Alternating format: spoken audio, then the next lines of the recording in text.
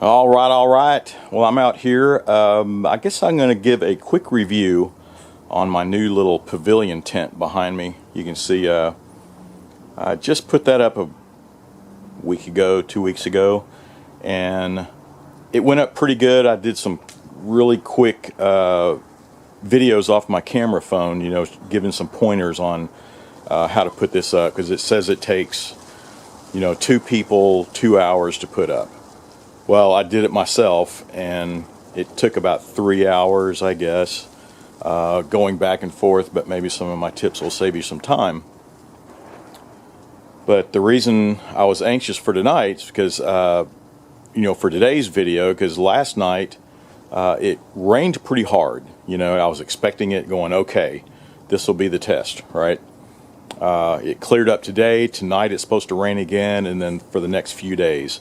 So we're supposed to get 3 or 4 inches of rain, for the rest of the week, right? So this is the stress test.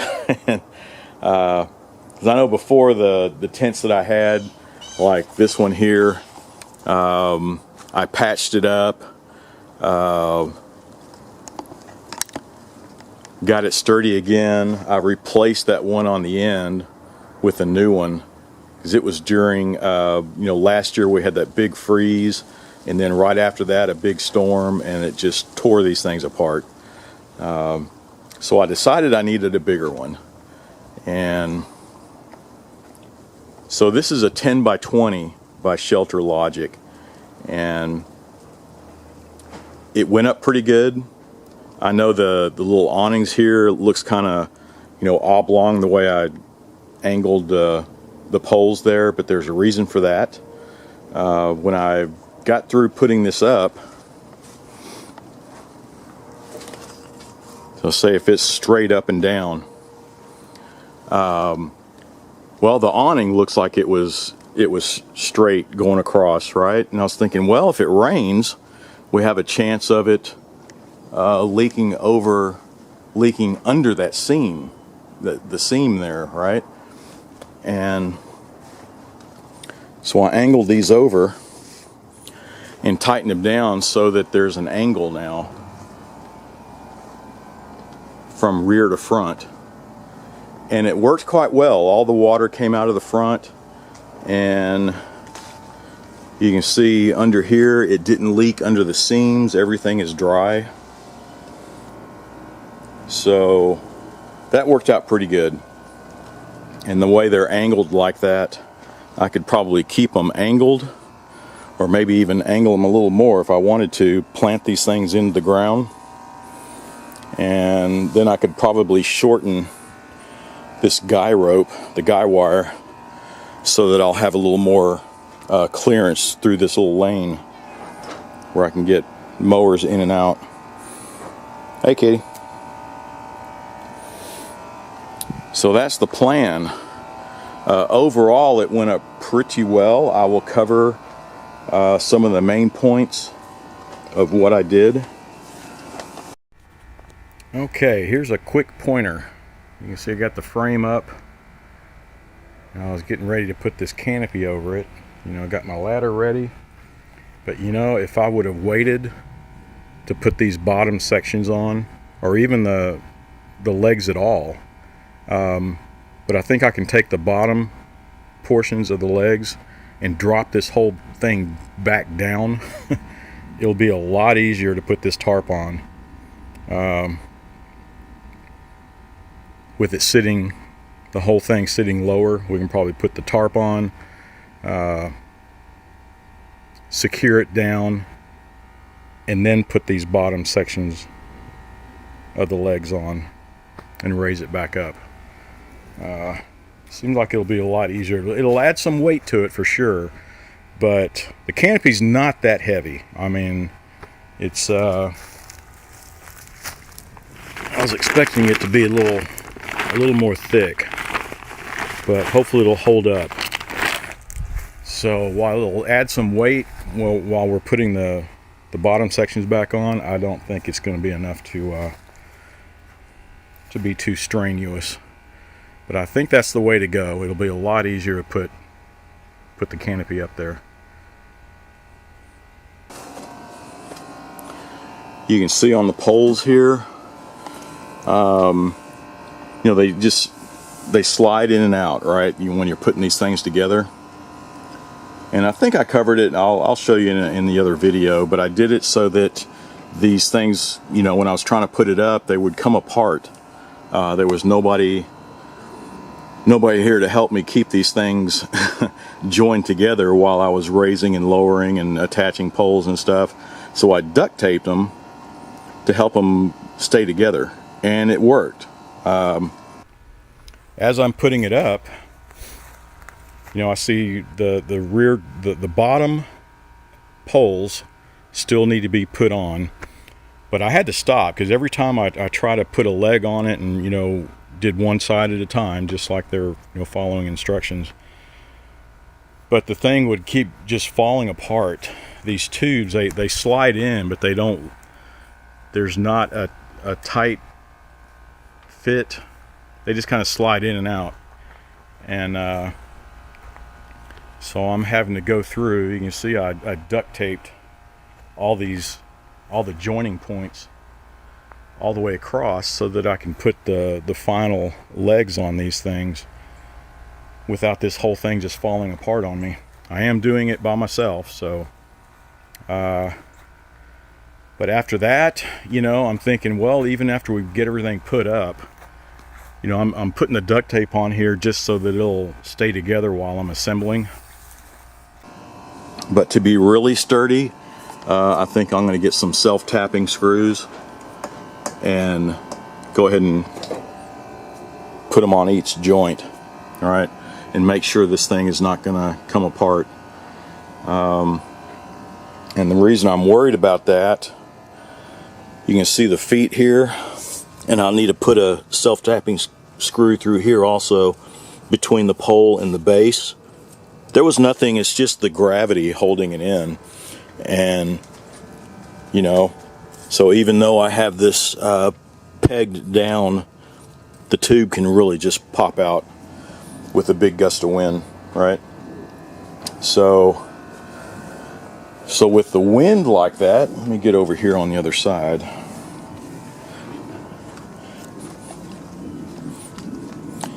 So with a big gust of wind, so I got these weights, and I just filled them full of just regular plain gravel that you can get at Lowe's or whatever. And I think it's like $3 for 50 pounds.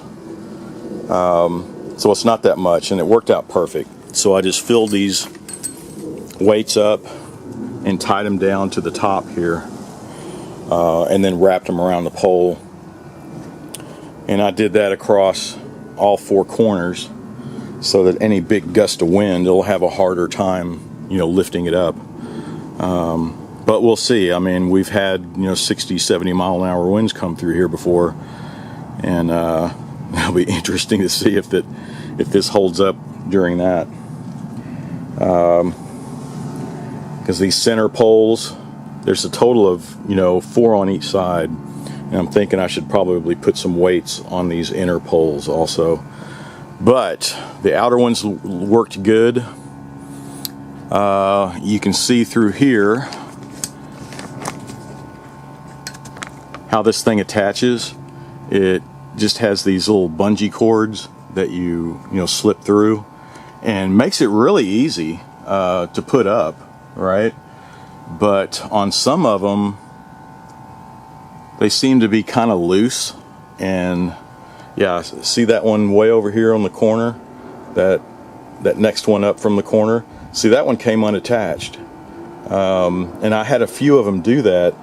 And what I did, instead of just, let's see, so instead of just the single wrap and putting across, you know, I stretched it out and wrapped it around twice. Let me see if I can do this one-handed here while I got the camera. Yeah. Wrapped it twice and then boom. So you can see how much tighter it really holding it on. And I'll probably go around and do that all the way around that I can, especially on this piece, because on the top part you've got tension coming on each side and they tend to hold a little better, but this one here, it's just kind of loose on this side because there's nothing besides the guy wires, you know, causing some tension, and so it's not a constant tension all the way across. So on spots, yeah, I would double wrap them. What else? This side actually has the door that you can zip open, right, like that.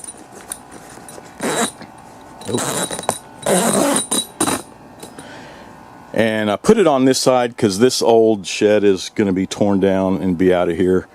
And once that happens, then I'll have access to the door here. But in the meantime, it's just a wall. So overall, I'm pleased with it. I'm just, and for the price too, I got it, you know, pretty good price. I'm always a bargain hunter. And when I saw it on sale, I went ahead and got it. And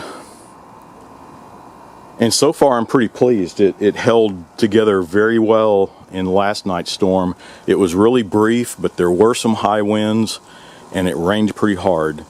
So I know it's going to be keeping everything dry. It's just some of the bigger storms, and we might have one in the next few days. I just want to make sure that this thing will withstand the wind, right? So overall, it was pretty nice. The only thing that kind of confused me, so here's the box, and you can see, well, it's upside down, but you can see it's you know, ShelterLogic, you know, 3-in-1 Max AP Canopy pack, 10 by 20. Well, 3-in-1. So let's see if we can get a good look at this.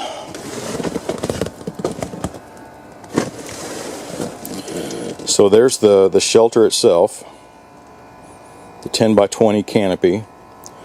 Number 2, the enclosed shelter, meaning these two walls there on this side and the side walls.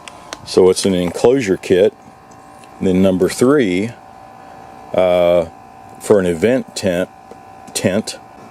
Yeah, so you can see it's kind of like that awning that goes on each side. This is what I set up over here. This is the enclosure kit. So it has sidewalls 1282, which is this one, and there's 2 of them. All right, and that's right, there's 2 in the pack, the 1085 and 1086, the back and double zipper door. So there's 185 and 86. So that's complete. But those are all of the panels that were included. When we come over here to the extension kit, it's calling out 2 more of the 120/82s. Well, there was 2 in that pack, but that's it. So we're missing 2 of them. I can put the wall up, but I won't have these extensions. That was part of the reason why I got this thing. I wanted at least the front extension on it. But what they don't say, you know, because I was trying to put it up, and I kind of liked it because I liked the idea of having this totally enclosed and still have an awning like this. But what they don't say, it's you can do either or mix it like I did. You know, instead of having this as the wall, I put it as a canopy. So it's either or. You know, it has these 2 the side panels here, and you can either use them as a wall or you can use them as the awning.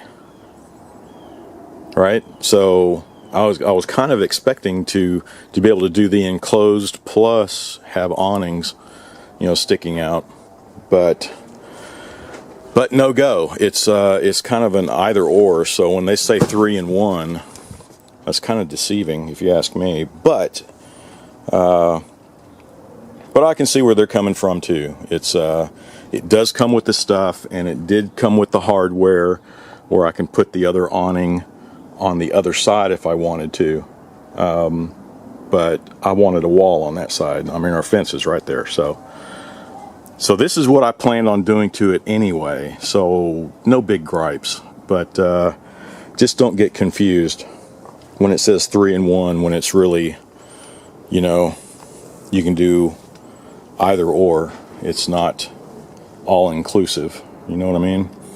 So, but still, I'm pretty pleased. It held up pretty well. Yeah, so that's about it.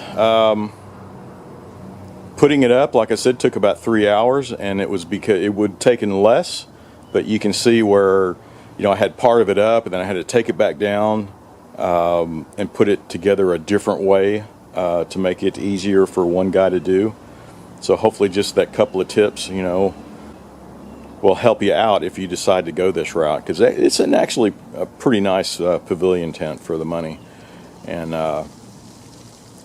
but that's kind of cool. We'll be able to see stress test it and see how long it'll last.